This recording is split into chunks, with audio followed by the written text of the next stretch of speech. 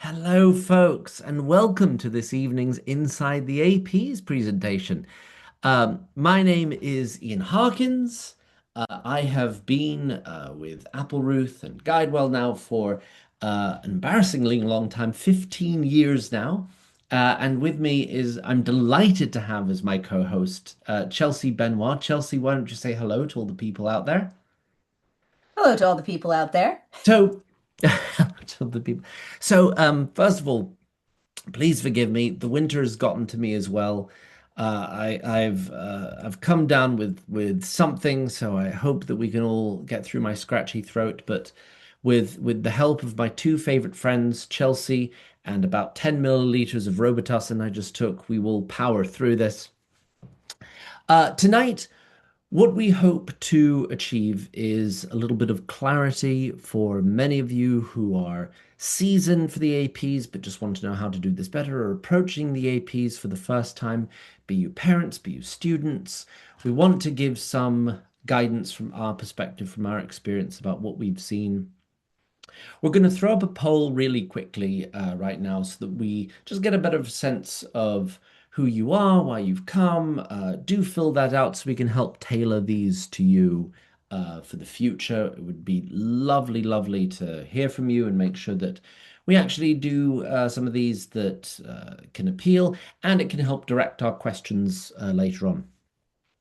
What we're going to be doing is there's going to be five sort of broad-ranging questions that will help spur conversation that Chelsea and I will address. And then I will save, I promise, plenty of time for Q&A. You can ask broad-ranging questions. We will do our best to answer any really specific questions that come in. But let's give, while we're waiting for some people to come in, let's give a quick bit of background about what APs we have more expertise in. I'll go first, since I love chatting. I have worked primarily with the history APs. So the three main ones are the AP US, the AP Euro, and the AP World. Those are often taken one after another in different classes. I've also worked a lot with the AP Gov tests, both the US and the comparative, English literature, and I've also got some experience with the AP language ones for French and for Spanish, both the language and the literature. Chelsea has plenty of other expertise to me. Chelsea, why don't you tell the folks out there what you've been doing these past several years? So my area of expertise is very much AP biology, but I also have some experience with AP chemistry as well. So I mostly have a focus on the sciences. So between the two of us, we hope that there'll be enough know-how to address any of the questions that you've got. So, and let me give a little bit of a discussion about who we are and what we do. We are Applerouth. We hold to this central tenet that if you change student self-beliefs, you can change their lives. We do that through our three pillars of academic tutoring, of test prep, and executive functioning coaching. And it's that middle tier test prep that takes us to where we are now. So I think we can launch in. Here's a good starter. Help! I'm taking too many. I'm not taking enough APs. Now what do I do? Um, Let me start off by dispelling something off the bat. The reality check, if you will, is that there is no magic number of APs for college admissions. I think you do hear about how colleges and universities are now seeing applications in which there are 10 plus APs that people are submitting, but that is more of a reflection in these last few years about some of the advances in the curriculums that high schools are offering. Excuse me.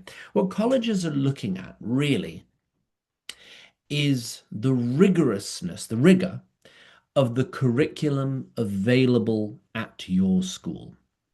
For the students who feel like they're in the too many category, if you are sleeping less than 6 hours a night, you have reached a point of diminishing returns.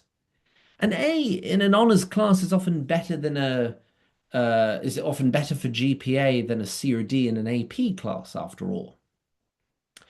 Now, this is also something that we can start thinking about when we try to pick the two or three exams that matter most for college credit or for interest in your major that you might start to be thinking about now and prioritize them. It is okay to take a class as well for the grade and not wind up taking the AP exam. For the not enough students, don't panic as well. At this point, there are other ways in which you can still show rigor. There are passion projects, there are clubs, there is sports, there is leadership. Um, Something that I might advise to you even now, I know it's just February 2026, but we can start to plan next year's schedule. Look at APs that are offered in next year that align with your strengths, e.g., if you love reading, AP Lang or AP Lit is available to you. If you love biology, well, then start to make best friends with Chelsea right now. Um, there are, you know, admissions officers would rather would rather see you excel in some key areas of APs rather than see you take 12 and burn out in high school. Chelsea, is that a fair assessment that you see as well in your dealings with a lot of people who start coming to you now? I think so. I think it's important to remember that, if your goal is to do, well on your in your AP class and on your AP test, because, you want to do well, you can, because it's one of the ways that you can get college credit, but you also have to be realistic about how many APs you can actually fit in. If you're getting less than 6 hours of sleep a night, or you're doing so many APs on top of other extracurricular things that you might be doing for your college application, you're going to reach a point where, instead of doing a couple things really well, you're going to do a lot of things kind of mediocrely. And that's not what you want to see. You want to be realistic about what you can fit in and, still show that you can do well. And by the way, like the APs are not just meant as other subject tests to supplement an SAT or an ACT. These are meant to be able to place you out, to advance you in a field of study that you would like to go into. So you don't have to take the introductory level once you get to college or university, so that you can either have more college credits or you can go straight into something more accelerated. So there is a greater purpose that APs are meant to serve rather than just another tick in the admissions box. And so it makes further sense, I think, to start to use these to strategize as far as what it is you might like to place out of, or what it is you might like to use in your college application process to highlight, no, really, here are my interests, University X, and I can prove it to you because here are two APs I took in the STEMs. So it shows I would really, really like to go to this engineering school, for instance. I warned you that I would be a bit coffee. Excuse me. So, with that out of the way, let's get to the next question. What now that we've cemented things, how do I know if my AP class is on track for the exam? Yeah, Chelsea, how do I know if my AP class is on track for the exam? Chelsea was just speaking about this before we got on, so I'm going to put her on the spot really cruelly. It's all right. Well, so, it being February, the exam is only just a couple of months away because those exams take place in those first 2 weeks of May. So at this point, you definitely want to have a good sense of if your class is on track, because if it's not, you're going to have to start making a plan to study and practice that extra material. But there are some ways that you can tell if your class is on track. There are some like really good resources that you can look at, such as the course and exam description for your particular AP class. You can find those on the College Board website. They are, publicly available, and they are really, really thorough breakdowns of all of the units for that particular class and all of the material that is covered in each of those units. And so you can um, I think pretty easily take a look at least at what are the major units, for example, for AP Bio, and how many of them has my class covered, and which one am I on now, and how many are left before we get through all of the material. So if you're looking at that right now and you're saying like, okay, yep, we're on unit 7 out of 8. And we've got 3 months to go. Yeah, we're probably fine. We're probably set. Or if you're looking at it and going, ooh, we're finishing up unit 4, starting unit 5, then you might need to, you know, start making a plan. If your class has an actual syllabus with a, week by week breakdown of the content that you're supposed to be covering, you can also check that, or, check with your teacher if you have questions or concerns about whether you're going to make it through all of the material. Well said. I couldn't have put it better. There's a lot of other resources out there, to be sure, but man, do I love what the AP just supplies, the course and exam description for every one of them, the CED. It's the official blueprint from the College Board that is designed actually for the teachers. So you can see what it is the teachers are basing their courses, their syllabi off of. So by all means, go to the College Board website and check for the specific subject. Chelsea's absolutely right. You can look through the unit guides. And you can also see, like, is I love this is getting a little bit ahead of ourselves, but I'd love to have you answer a question for yourselves. When was the last time you wrote a timed essay or solved a multi-step a problem in class? If the answer is like never or like September, you can go and you can have a look here about what those actually look like. And those can be another wonderful resource. So you can see how the questions are built that are based on all of these units, and you can feel prepared, or you can realize you might need to study some more. But this is just a wonderful, wonderful resource, no matter the class that you're in. So just go straight to the College Board websites, look at the course and exam description. One other resource that you can always ask for is your teacher. For goodness sake, please, please, please approach your teachers. People don't get into teaching these because they're sort of non-committal about the subject.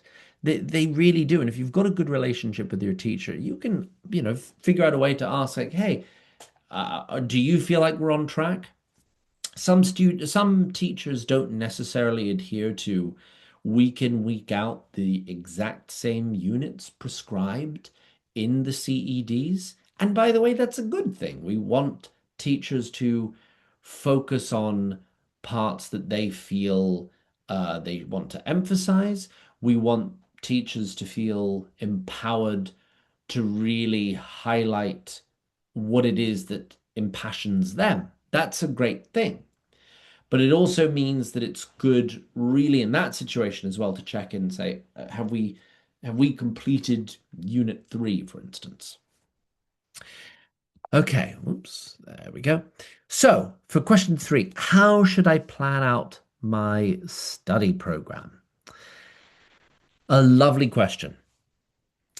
So this starts to get at something that, especially now that we're in February, there is there is a split that is going to start happening. Again, this applies to every single one of the APs. A split happens in content versus application. Studying for an AP is not like studying for a vocab quiz. It requires two distinct phases and skills. One is certainly the content review, the what. And this involves all of the information, reviewing notes, reviewing AP daily videos, if you're doing the AP histories, watching Heimler's histories, or memorizing formulas and laws, and making sure that you chat with Chelsea if you need to really dial in on what Unit 5 of AP Bio is talking about, for instance, or any dates or treaties for any of the AP histories, for instance. And that is something that, there's plenty of resources out there that can help you with that. Again, going back to our last slide, the course exam descriptions can be really, really helpful for these because they'll also have things on the reference sheets on the side of like key terms and quizzes. Chelsea's nodding along. Yes, so it's the same for the AP Bio. Great. Um, and then there's the second tack, and that is something that at this point we really want to start drilling in on. That's the how I take this test. That is the skill application. So, knowing the dates of World War II or when the Treaty of Versailles was doesn't help you if you can't write the specific LEQ essay format required by the rubric. So at this point, your weekly plan should be maybe, 15, 20 minutes a night of like content reviews and videos come March.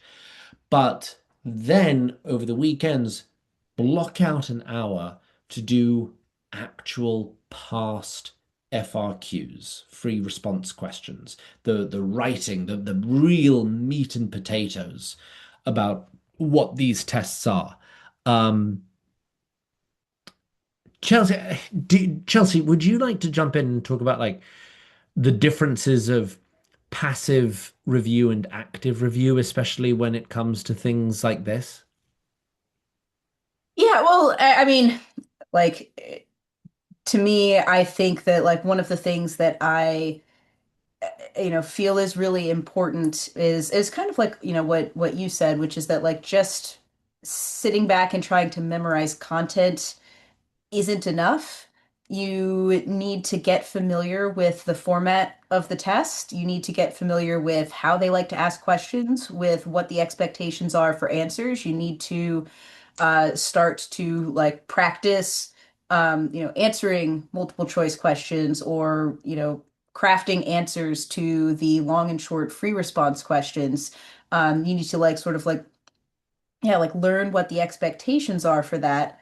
And so you want to make sure that you are setting aside time, like, for the content review. It is important to like know that foundational material, especially since, we're in February now. You started this class several months ago, so there's probably going to be material from way back in the beginning that you haven't thought about in a really long time. And so you're going to need to make a plan to review that material to make sure you still know the right vocab terms, that you still know important processes or dates or things that are going to be, important for just like, you know, setting up the like the right framework for getting your answer. But at the same time, like now is definitely a time when you should be like looking at how do I translate that knowledge into actually like crafting the correct answer or like finding the right answer to a multiple choice question. Amen. Yeah. And I mean, Chelsea, when I talk about the FRQs, like again, I've got history on the brain, but you've spoken to me before about how the biology is really, really similar. Like again, to pound the pavement, talking about how much I love the CEDs and the past tests that are there on the College Board's website. To parents who might not know, or to students who might be new to this, each one of the free response questions, be they long essays or be they shorter, whenever you have one of these questions, there's also an accompanying rubric of here are the things we want to see. For history, for instance, it's have you contextualized well? Do you have a thesis? Maybe those you could figure out for yourselves, but then it becomes here are 7 documents. Do you use at least 4 of them in your argument? When you use them, do you question their point of view or their intended audience? Do you introduce at least 2 other, not cited in the document, specific pieces of historical information to help support your argument? It's all of these little things of it's not going to be highlighted anywhere in the question. They expect you to come in knowing this skill as well. That's why I say like passively rereading the textbook is not studying. Highlighting in the textbook is not studying. But doing practice questions and grading them yourself afterwards, that can be studying. That can be very active studying for what it is you're about to see here.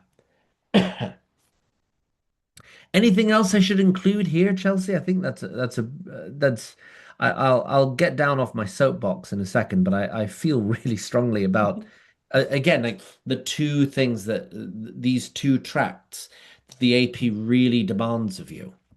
I think that one other thing to include for this, because we are in February, getting close to the test, you've probably covered a lot of material at this point. You should definitely be thinking about taking a practice test to see where you are. That'll give you uh, some more experience with the structure of the test and the style of the questions.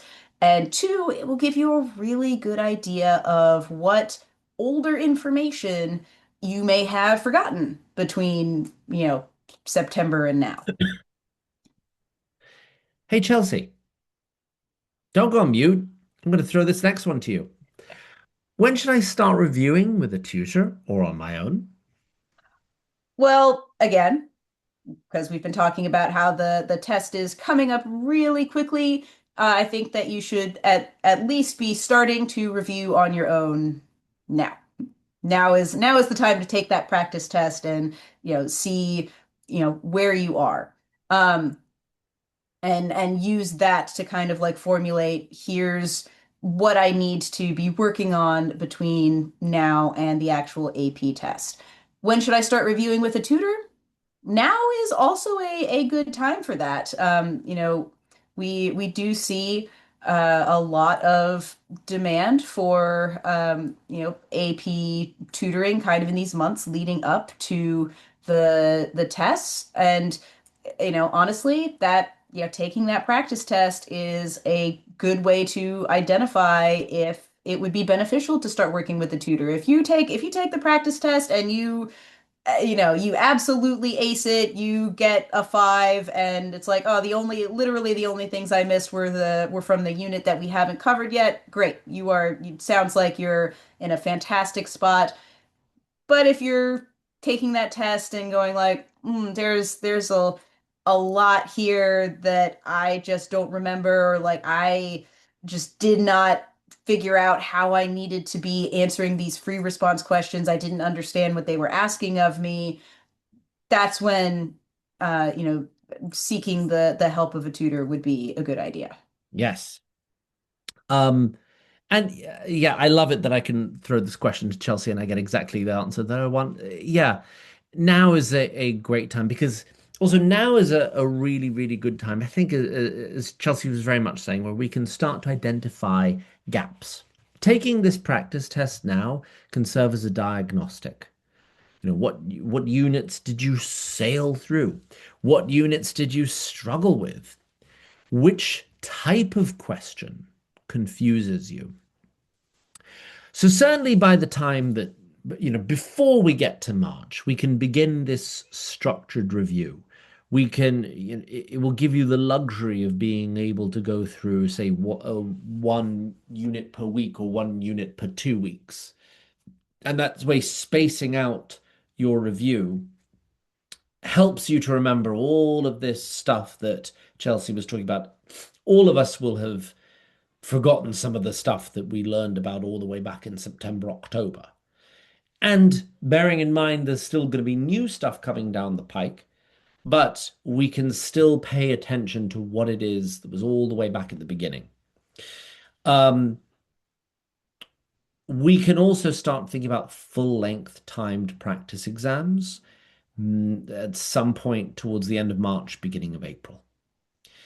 Uh, right now, one of the sections that I would look at if you're looking for a quick like how do I know my content? How am I there? There are a lot of multiple choice sections on a lot of these APs. Those can be wonderful as far as quick, fast paced. Hey, how'd I do just informationally? It can also get you used to the different types of questions that are out there as well. Um, when and again, when do you want to get a tutor? Like, if you notice now that you're fundamentally confused about some of the content, like, and you want to run to Chelsea and say, Help me, I don't know my cohesion from my adhesion," then or if you would like somebody, in fact, to you can say to them, "I'm good with content, but it would be really helpful to have an eye for somebody to grade my essays for me." I'm doing that even now for a lot of students. They'll just submit some history essays and I can give some feedback by grading. Now, if you understand the material, but you just need to memorize more facts or practice speed, pacing, that's something that you can go solo with, and that's something that you have gotten through enough of the course to start doing right now. Um, Oof, I'm supposed to remind you, if there are any questions, do please pop them in the chat. As I said, we've reserved plenty of time for Q&A at the end of this. If there are no questions, don't worry. I love talking, even with a sore throat. So I'll happily drone on and on, but I do want to make sure I'm getting to specifics that anybody here has. This brings us to our last pre-prepared question. What are AP graders looking for? I mean, fulfillment, love, human connection. What are any of us really looking for? Who can say? But as far as from you, uh, fairly recently, I got to host a discussion with two sort of head AP graders.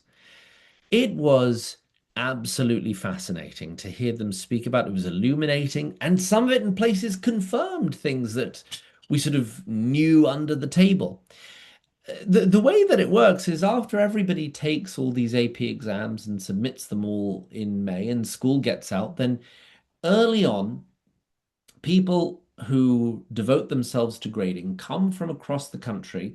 They're going to situate themselves at that particular year. They were in Kansas City because it was geographically centrally enough located that everybody didn't have to fly for too long to get there. And everybody sits down in these massive gymnasiums and gets a sort of rundown. Okay, here are the questions that we all asked on this exam, and here are the kinds of things that we want to see. So there really is like a checkbox mentality that the graders are being reinforced with when they go to sit down and have a look at your exam. So they're not looking for the next great American novel. They're looking for specific points on a rubric. And they grade positively. They are looking for reasons to give you points, not to deduct them. They are looking consistently in their writing for clarity over beauty. I hate to say it, but a boring, formulaic essay that hits the rubric points, thesis, context, evidence, analysis, will score higher than just the most beautifully written piece of prose that wanders off topic. In so many of these, the thesis is king, and addressing the specifics of the question is key. Again, the history and English exams, if the thesis doesn't make an argument, for instance, the essay often fails immediately, and it's too difficult to claw back any of the other points because they're all based off of that one central tenet. Um, you know, I didn't come up with this, but AP stands for answer the prompt. Graders spend about 2, 3 minutes on an essay, honestly. Make it easy for them to find your points. Use specific vocabulary when you can. Follow the standards of structure so that it can be very, very easy for them to justify giving you these points. Chelsea, would you agree? I mean, it's no different for the STEM, is it?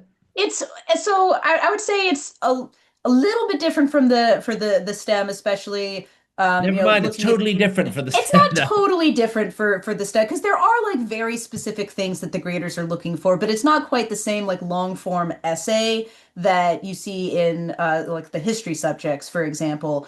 With the AP Bio, there are free response questions. But it's not like a long essay. It's broken down, into individual questions to be answered, and every question has a really like, 1 to 2 specific tasks that you need to accomplish. And, if I can point back to the course and exam description again, towards the end of it, where it's giving you information about the test structure itself and the specifics of like multiple choice versus FRQs, there's actually a page that says, task verbs used in the free response questions with a list of here they all are, and here's what they mean. Here's what you need to do if you see this particular word. If you see something that says identify, basic answer, doesn't need to go into super extensive detail, completely fine. If you see something that says justify, then you need to have some like logic and reasoning behind your answer. You need to be looking a little bit more at the how and the why of it instead of just the what. Um, so it's still about making sure that you like are identifying like what the question is really specifically asking you to do, and that's going to be what the graders are looking for. Are you doing that thing? Amen. We're getting some lovely questions, but I think yeah that brings us to the end of at least the pre-prepared portion that we wanted to address. Um, so while a bunch of the questions come in, again, we are Applerouth. This is what we do. I think this might answer some of the questions. We do have some subject-specific workshops. Here they are upcoming. If any of these topics interest you, click on just scan that QR code on the side, or by all means, message us, and we would be happy to help you. If there's one that's not there, we still probably help you with it. And so that brings us to our Q&A. Well, first question. Do we have a review for courses or tutoring for AP Human Geography? Yeah, we do. We can we are able to stuff, especially if you're willing to work online. Yes, we can definitely help with AP Human Geography privately. Um, do is there a certain limit to how many APs you can take in a year or in total? No. The College Board does not set a limit on how many AP exams a student can take ever. Theoretically, a student could take every single exam offered. Now, however, there will be practical limits to be aware of. Your school, many high schools actually impose caps, like no APs for freshmen or max 4 per year. Or this goes back to our discussion from earlier, but if you have scheduling conflicts that prevent students from taking more than the school day actually allows, um, yeah, there are sometimes then if there are if two exams are scheduling for the exact same time slot, like I don't know, the AP chemistry and the AP psych might conflict, students have to somehow arrange to take some of the late testing window that's later on in May. There are often different questions. Um, so no, there's no hard and fast rule, but I would say there are soft limits within reason that will cap you. One of which is just literally how much you can get done. Um, Two is what else have you committed yourself to? I talk with a lot of students who I know are looking to do APs. Like one of the most helpful things that you can do for your APs in the autumn, or even now, like early on second semester still, is to conscientiously clear out your schedule come April, May. If you're thinking about taking like a whole host of these tests, make sure that you actually have the time to do it. These will require quite a bit of review. As well, they should. They're supposed to be college level. So when you go through and you make sure that you are so when you go through and you make sure that you have like the 15 to 20 minutes that we talked about every weeknight to study, or an hour-long chunk to take a free response question, there are only a certain number of hours in the day, a certain number of hours in the day that one should be alert and still working. Um, so there might be practical limits, is what I would argue there. Where can I find practice tests and FRQs? The College Board website. What better way? Yeah, I did. Did we even address how wonderful a resource they are, Chelsea? Because they also have past exams, all of them.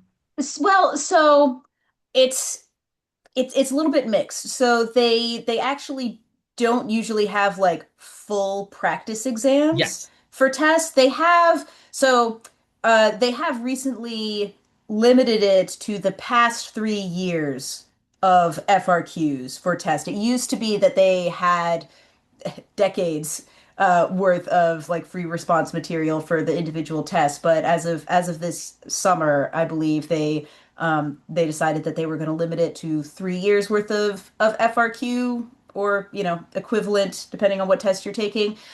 So it's still 3 years worth of material, so that's still a lot. As far as like full practice tests go, your best bet would be a practice test book from like Princeton Review or Barron's or something like that. Amen. Yes, they have limited it to 3 years. There's still a wealth of um, available, interesting content even within those 3 years. But yeah, it's good stuff, and the benefit to it is you can see past real answers with justifications on why they earned certain points or didn't earn others. Um, Got another question. I get this a lot. So the question is, I'm an IB student. Um, it was suggested to me that I should take the AP English Language and Composition test, despite not having that class at my school. How should I prepare for the exam? A lovely question. I'm not going to restrict it just to IB students because there are a lot of students who have the same BU in honors, um, BU in IB, BU just very interested in a certain topic. I get this a lot with language students as well who say, like, hey, my mum's French. I've grown up speaking French all my life. Should I just sit and take the AP French exam? How should I prepare for that?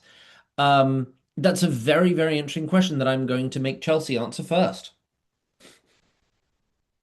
I mean, I actually have a little personal experience with this. I was an IB student who just I we were just all made It's to almost to like I take knew the that. AP exams for the various different subjects. And I like honestly the IB course was like a reasonable preparation, but I think like the main thing is going to like first be to familiarize yourself with what the test actually like is. Like what is the structure of this test? What does this test like want from you? What does it expect you to do?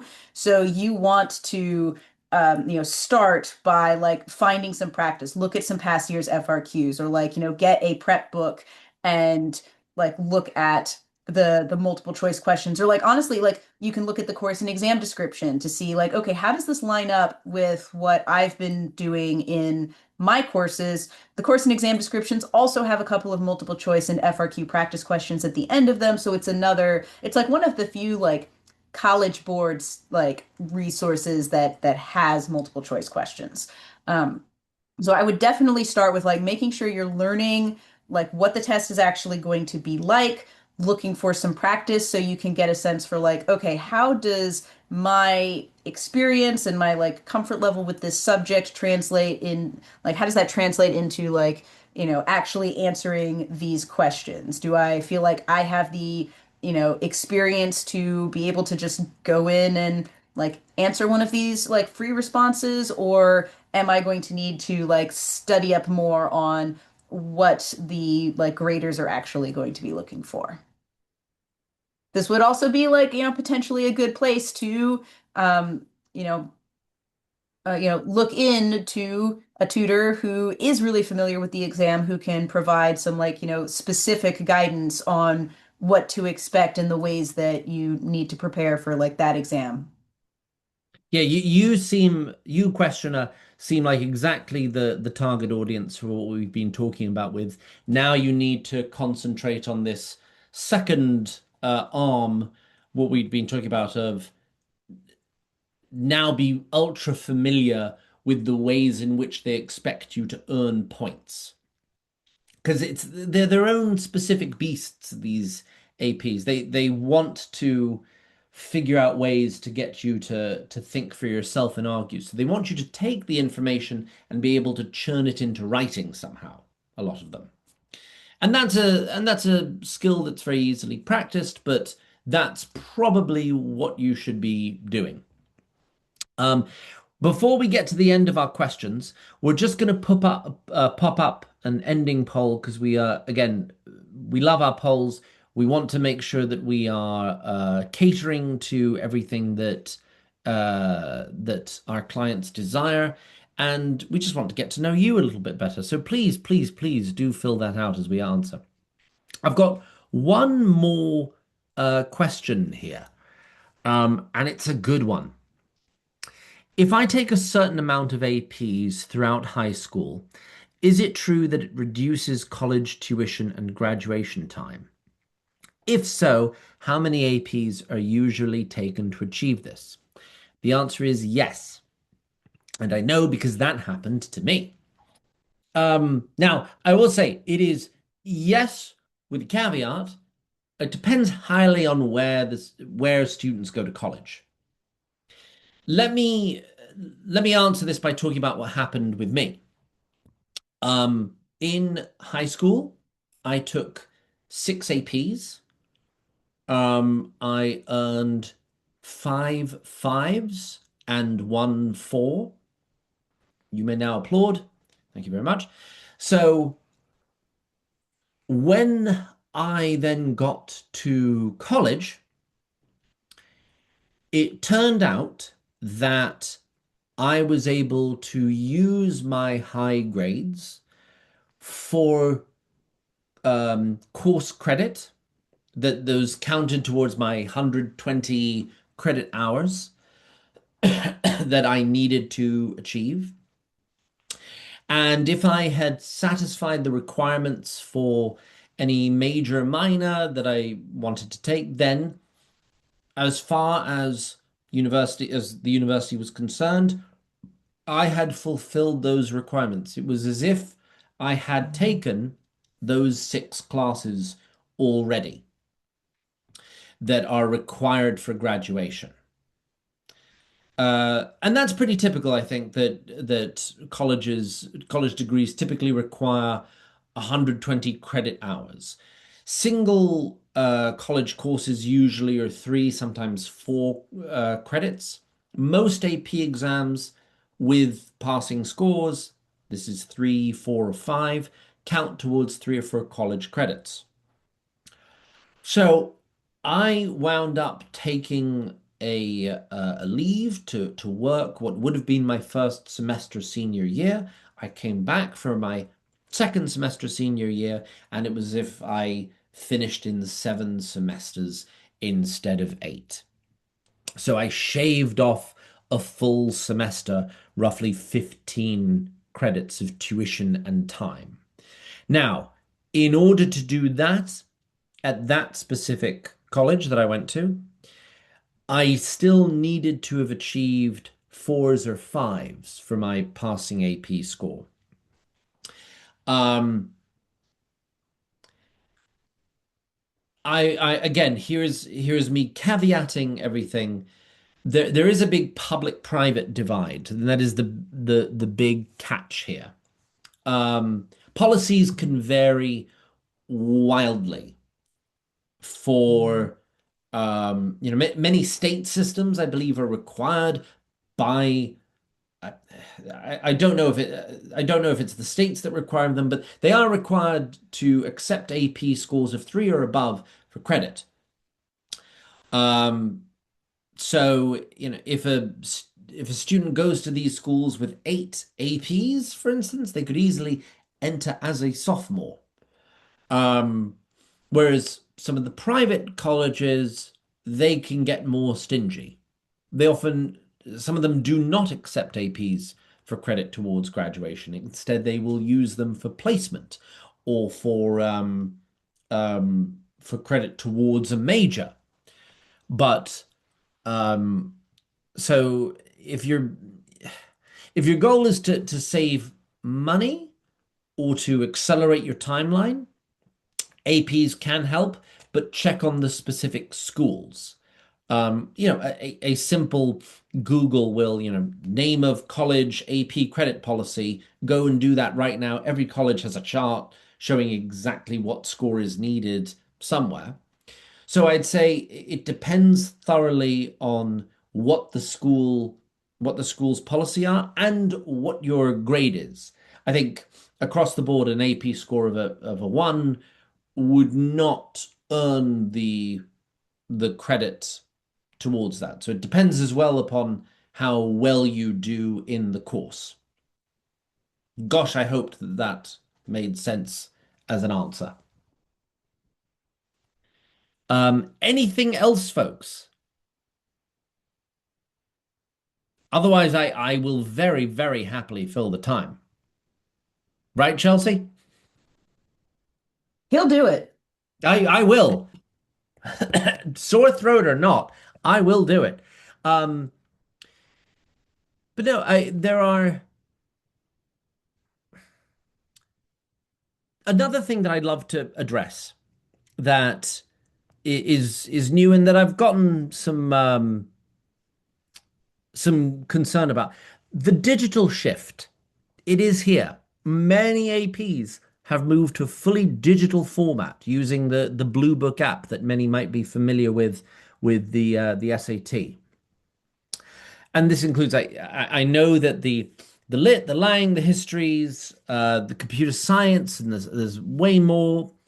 Um, Students studying with the old paper prep books, uh, you know, might want to make sure they're also studying on the computer. You can download the Blue Book app early and practice on the test preview to get used to the annotation tools and the timer. Um, if yeah, especially if you're doing some of these assignments for school, type them. Speed typing is very much now a study skill. Um, and another concept I want students to feel comfortable with is, you really do control the score. There's a massive misconception that a bad AP score is automatically sent to colleges and ruins the application. AP scores are self-reported.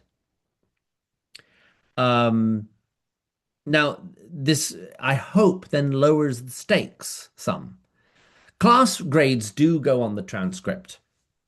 Um, but sometimes if you're deciding and you know you have the time, it's not going to blow a gasket. You know, if you pass, you get credit. If you fail, you can bury the score. That's what I say. Oh, we've got one other question. All right, one last call to action. But if that is everything, folks, going once, going twice, lovely. So, folks, I hope that it has been a helpful evening. Chelsea, is there any last parting shot you want to tell the folks out there? Uh, yeah, I think that, if you're a student watching, good luck on your prep and on your AP exams. If anybody out there is interested in getting any assistance in preparing for those, we had that poll up. If you haven't had a chance to fill that out and you're interested, please do so, or take a look Or again use at that our QR code workshops that we again, have coming up. like these ones. And feel free to reach out to us as well at any of these contact methods, the phone number or the email address.